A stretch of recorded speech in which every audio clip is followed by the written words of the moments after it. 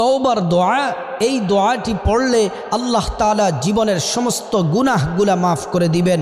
আপনার পরিবারের কেউ যদি অসুস্থ থাকে তাহলে অসুস্থ ব্যক্তিকে তওবা পড়ানোর জন্যে, ইস্তিগফার করানোর জন্যে হুজুর খবর দিতে হয়। প্রিয়দিনী ভাই ও বোন, আজকে ছোট্ট একটি দোয়ার কথা বলবো।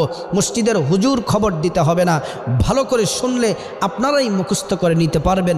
যদি পরিবারের কেউ অসুস্থ থাকে, আত্মীয় স্বজনদের মধ্যে কেউ অসুস্থ থাকে, তওবার শ্রেষ্ঠ দোয়াটি পড়তে বলবেন।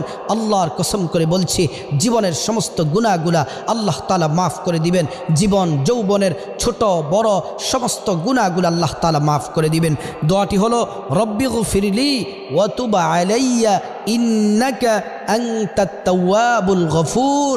অসুস্থ ব্যক্তিকে এই দোয়াটি যদি পড়তে বলেন, আর যদি অসুস্থ ব্যক্তি যদি আল্লাহর কাছে যদি কান্নাকাটি করে দোয়াটি যদি পড়তে পারেন, লজ্জিত হয়ে যদি গুনাহের জন্য